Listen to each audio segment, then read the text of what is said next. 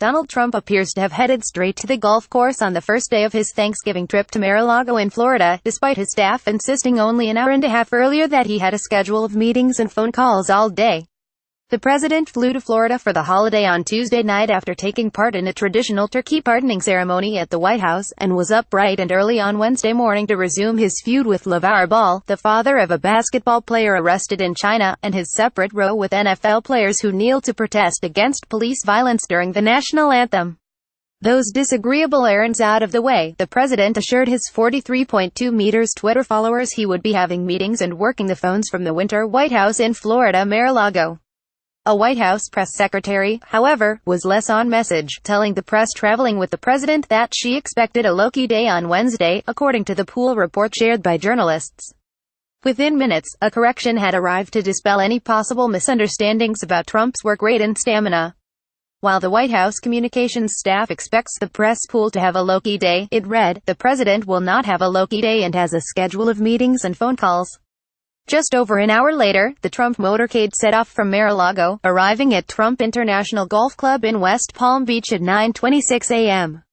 Donald Trump motorcade arrives at Trump International Golf Club in West Palm Beach, Florida, on the 22nd of November.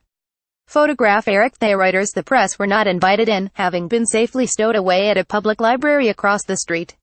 From that vantage point, the media were unable to spot Trump himself. But it seems likely the president was enjoying a round of golf. Before taking office, Trump frequently criticized Barack Obama for his golfing habit, tweeting 3 years ago, "Can you believe that? With all of the problems and difficulties facing the U.S., President Obama spent the day playing golf. Worse than Carter." But according to analysis by PolitiFact, Trump's time on the green has far outstripped that of his predecessor. The fact-checking website estimates that Obama played 24 times from his inauguration to the 13th of November 2009, while Trump has chalked up 35 outings.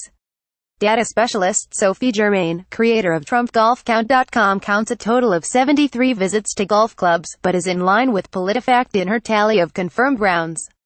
Sometimes the weather intervenes, but there is always lunch. Many of these rounds have been at his own golf clubs, which the president has promoted in other ways. Speaking to the South Korean National Assembly on his recent trip to Seoul, he noted Korean golfers are some of the best on earth. In fact, and you know what I'm going to say, the Women's U.S. Open was held this year at Trump National Golf Club in Bedminster, New Jersey, and it just happened to be won by a great Korean golfer, Sunghyun Park. Congratulations, he added.